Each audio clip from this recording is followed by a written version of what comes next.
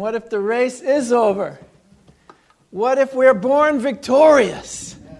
I love that song because it keeps asking the question and it doesn't give you the answer. Even in the song it says, the answers, it always comes back to me. I have to answer it for myself. You get to decide. You get to decide what you're feeling, what you're experiencing, what life is like, what it's all about. You get to decide how you're showing up. And guess what?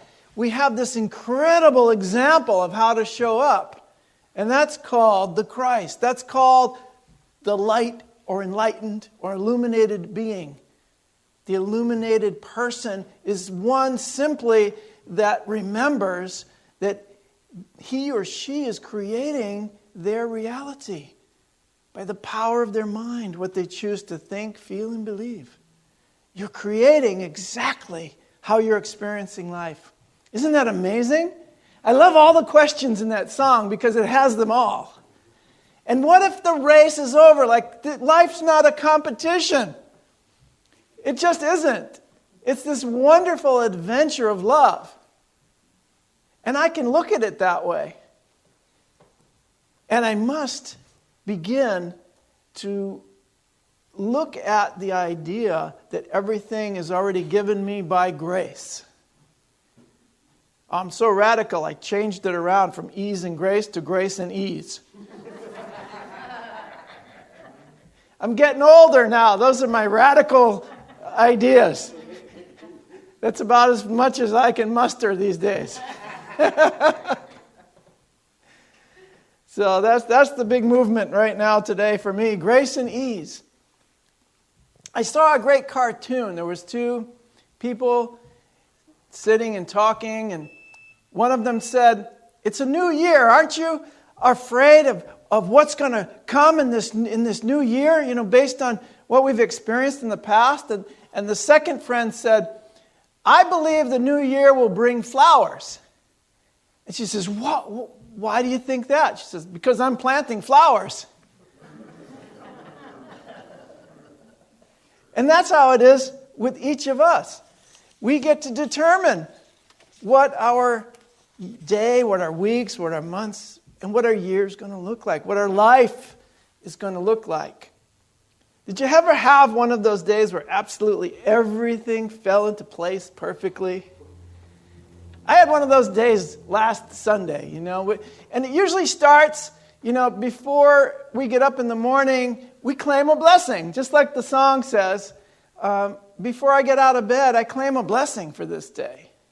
We claim miracles for this day. And we claim a wonderful adventure of healing for this day. And we claim an incredible enlightenment of our minds this day. And so that's what I'm waiting for. That's what I'm looking for. That's what I'm creating.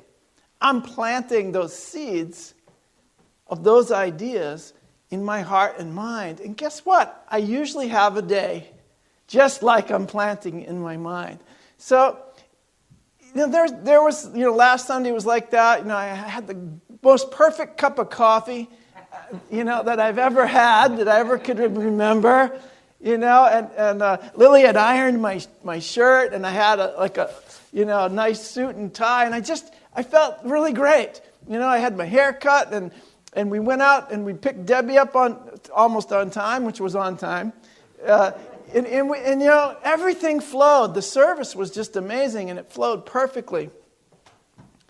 And I know that's, one of those moments where everything seems to click into place. And it's not like I'm absent from the situation, but I'm accepting each moment as it comes without resisting it. And so the more you get used to that, the higher involvement you can have with still a low level of attachment to the result. So even if it doesn't go as you expected, it can go perfectly because the universe is unfolding perfectly. When I'm always expecting too little anyway. Did you ever do one of those prosperity classes and you write down what you want to receive that year? And then at the end of the year you say, "Gee, I got a lot more than I thought." And you go, "My expectations were just too low. I was heading in the right direction, but it was just a little too low."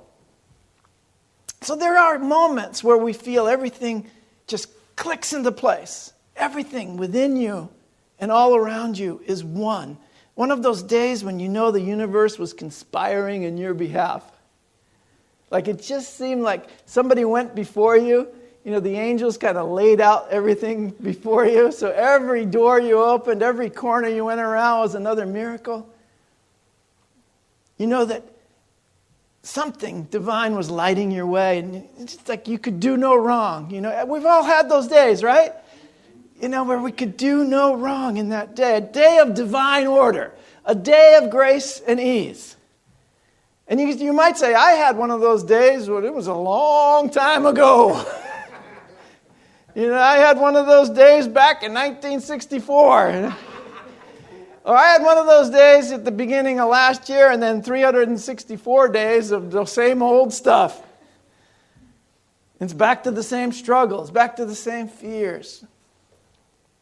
But if we generally practice the third principle of unity, that we're creating our experience by the activity of our mind, our heart, what we feel, what we choose to think, feel, and believe, then we can create our world any way we choose. But we have to be practicing that principle. If we're practicing the principle of the world's against me and I'm going to react and resist to everything out there and I'm going to respond, and you end up being part of that scenario where you respond to hatred with hatred. You respond to darkness with darkness. You forget that only light can drive out the darkness and only love can drive out the hatred. You become part of the same thing that you despise. It's very interesting that the only way to eliminate the interruptions in that love, that's not going to interrupt me, whatever that beep is. When you experience the interruptions in the divine order in your life, it's because your focus is actually on the illusion of the world. It's on the temporary nature of what's happening. And it's generally on reactions to something that's not actually occurring, but it's in your mind. The brain doesn't know the difference. If you make up a story in your mind, you're going to react to it as if it were real, as if it were happening in front of you. And that's the whole game of the ego, is to get you to think that negative things are occurring, to get you to be afraid of something, to get you to react to that story. And that's what makes you feel alive as an ego, or important, is that you're overcoming these things that actually, they don't exist in God's mind. They don't exist in the real world.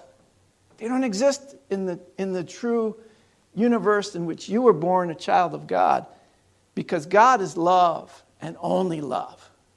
And that's what we're teaching here. We're not teaching that you have to overcome anything except your own thoughts. We don't teach that you have to overcome anything except the false learning of the world that you have subscribed to up until now. And many of you are subscribing to a new channel, the channel called Truth, right? And that's what we're responding not only to, but with.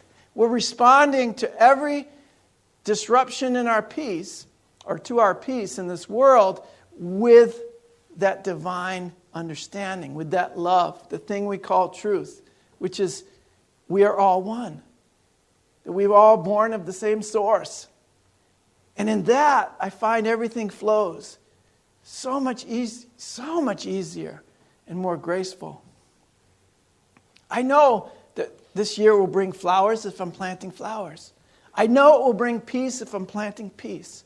I know it will bring connection if I'm planting connection. I know it will bring forgiveness if I'm planting forgiveness. So I'm certain that this will be a year of grace and ease, because I am planting the seeds of grace and ease in my heart and in my mind. Charles Fillmore reminds us in the invocation. Oh no, this is Tony. Reverend Tony reminds us If we generally practice the third principle, we can create our world any way we choose. That's what I said in the beginning. And this is how Charles Fillmore wrote the invocation at first. The last sentence is, "And from thy pure substance of love," speaking to the ultimate creator of the universe, or what we call God. "From that pure substance of love, I bring into manifestation my world according to" what? "Thy perfect law," or perfect divine principles. It's not that there is a being in the sky called God that says, "Oh, I'll give a little grace to you." Well, you're not ready for the grace today. "Oh, no, you get the grace. I like you, you're getting the grace. You prayed a lot this week, you get the grace." It's not like that. Amazing grace, because it's all around, it's already here. It's actually the natural order of the universe. Grace and ease. The flow of the universe. Welcome to the flow, right, John? Welcome to the flow. I love that. That's where we want to live. So it is we who have the power to shape substance by our faith. If we want to experience this grace, we have to have faith in it. So faith, as defined by the Revealing Word by Charles Fillmore, is the power to shape substance. It's the perceiving power of the mind linked together with the power to shape substance. You have to believe that you can do it. And then you do it. And that brings more faith in your ability. So if we practice this kind of faith, it's going to be a year of grace and ease because we're creating it. Faith, the perceiving power of the mind linked together with the power to shape substance. I love it. That's from the Revealing Word. There's 3 copies left on the back table. They're going fast. They sold so fast, I had to get my emergency Revealing Word out of the basement somewhere. It's the old version. I love it because, I kind of check what faith means in the Revealing Word, and I look it up in the dictionary or in the Bible, and I compare, And what's interesting is the definition of grace in the Webster's Dictionary was pretty close. It says unmerited. That's the only word that I disagree with. The unmerited divine assistance given to humans for their regeneration or sanctification. Regeneration is the resurrection of the body through the spiritualization of the cells of the body. It's regenerating. It's what happened to Jesus in his resurrection. He regenerated the body. So regeneration, sanctification, that really just means the awareness of the truth. You're aware of how the truth is operating. That's sanctification. You're sanctified in the truth. Isn't that wonderful? What a nice word.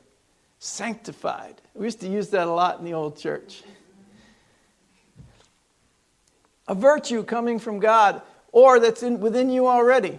It's not coming from God outside of you, but God within. It's a state of sanctification enjoyed through divine assistance. I love that. So we can look at this in terms of how the Revealing Word says it. So the only thing I disagreed with Webster was the unmerited part. Because you're all deserving of what you are already in God's grace. You're all deserving of that. So it says aid from God in the process of regeneration. Almost the exact same thing Webster's dictionary said. But we're looking at God as divine mind. We're looking at this idea that it's already in our consciousness. It's what our consciousness is. The idea of separate mind is the problem.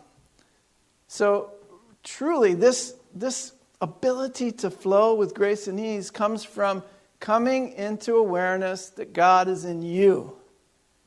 That divine mind is what you are. It's how you operate.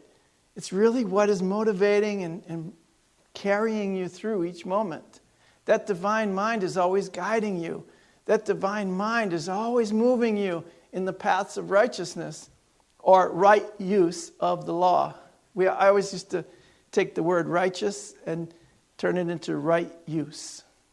I'm using the laws of the universe for my highest good. I consider that the right use of the law. So, the real saving, redeeming, transforming power established in our consciousness by Jesus the Christ. That's grace. That's grace. That's from the Revealing Word. You can get a copy and read it for yourself. So I don't have to know all the details that this year will bring. I can be certain that whatever shape divine substance takes for me, it's going to be for my highest good. Why? Because that's what I want. That's what I'm claiming. And I know the truth that the universe is conspiring on my behalf to bring about my highest good.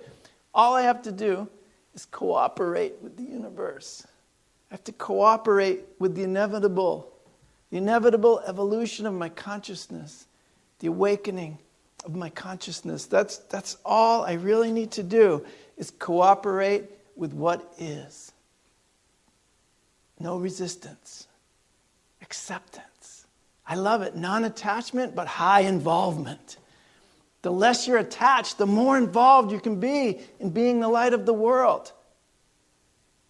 You might go out and try it and go, oh, nobody heard me. I'm running back to my house. I'm going back to my closet. Well, the Bible told me to go pray in my closet. That's where I'm going. No, come on. Come on out. It's better in the light. It's more fun anyway. I can tell you that much. It's a lot more fun to be out in the light, being the light of the world.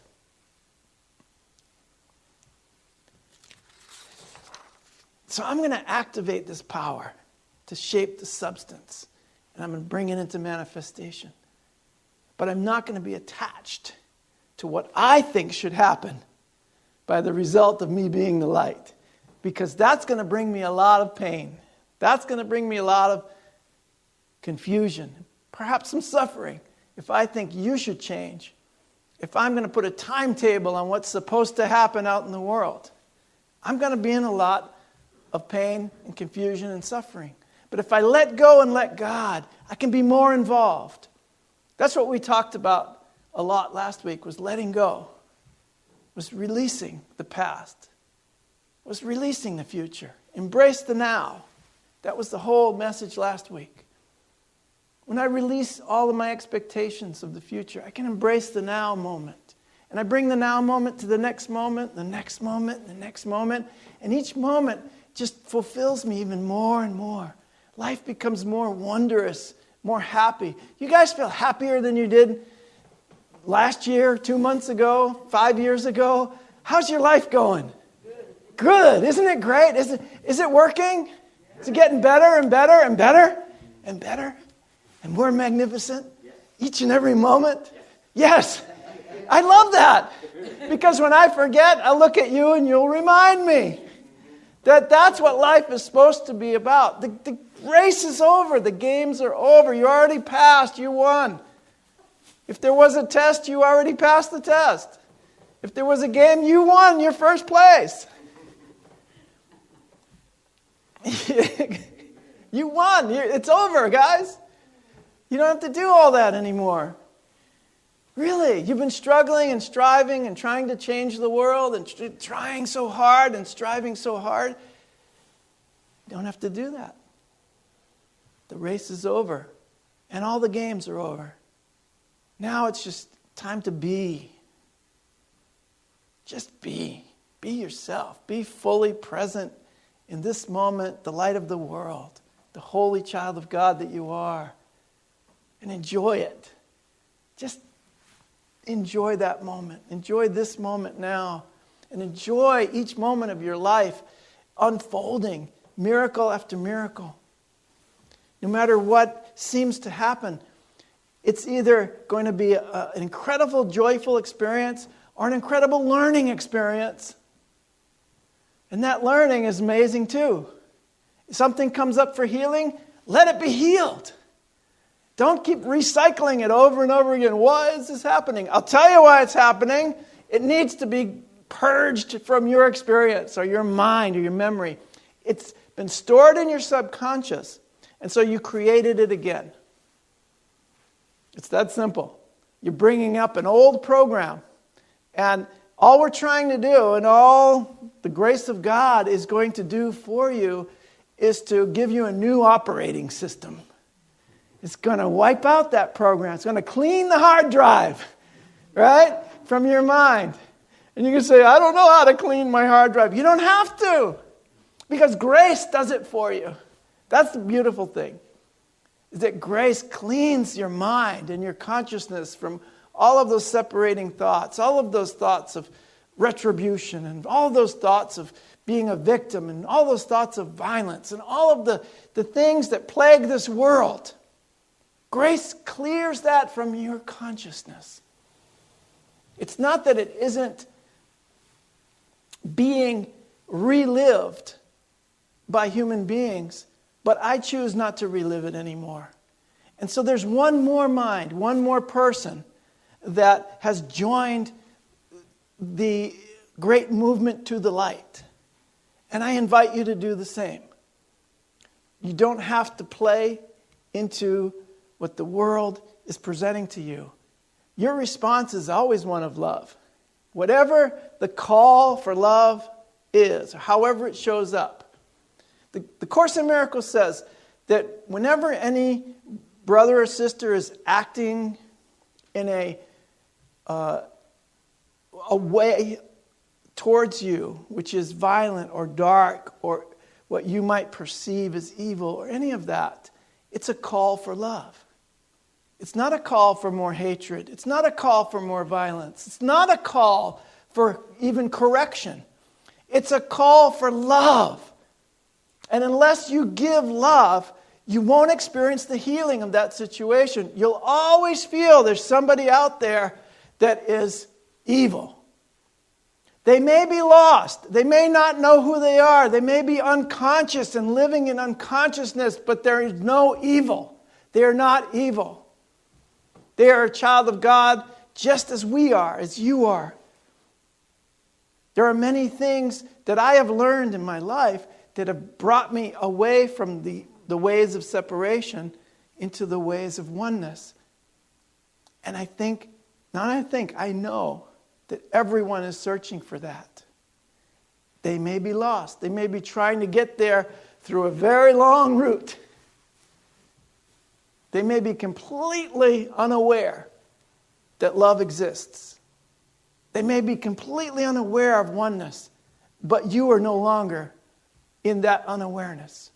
And so what do? You invite each person into your awareness, into your love, into your oneness. For everything is either love or a call for love. And you respond the same way, with unconditional love. If it's not unconditional, it's not love. Well, you didn't live up to my expectations. I'm not loving you anymore. No. It's so amazing. And so this year is going to be a year of grace and ease because I'm affirming it. I am making it that way in my mind. In Revelations, John had this incredible revelation. When he went in his mind to the end of it all, he said, I saw a new heaven and a new earth. And the kingdom of heaven actually descended upon earth. It descended upon me. It came down like a bride adorned for her husband. And it brought a new heaven and a new earth completely. There was no more sea of illusion. It did not exist any longer. There was no more weeping. There was no more pain. There was no more dying. For everything was made new. And the one who was sitting on the throne, he said to me, behold, I make all things new. This is the power that you have. When you really see the miracle working through you, you can say the same thing. Behold, I make everything new. I'm a new person because of this. Because of this grace that I've experienced, I'm a new person. I'm a much more aware, awake, and better person than I was yesterday, or last year, or 5 years ago. And I intend to keep growing. And that's good because it keeps you humble. If you know you never are really arrived, there's no final destination because the race is over. You're already there. Wherever you go, you're home. What's that song that Jason Mraz, we sing sometimes? Living in the moment. Yeah, wherever I'm going, I'm already home. I love it. Remember that whatever's occurring, whatever seems to be happening in the world, you're still home. You never left. You're still right there. And when that consciousness comes down and meets this plane of consciousness, that's heaven descending upon earth. And you will, by your presence, make all things new. So let this year actually be new. And let it be a year of grace and ease. Plant the seeds of grace and ease in your mind, in your heart, and in your relationships. And watch what happens. Okay, guys? Thank you. I love you.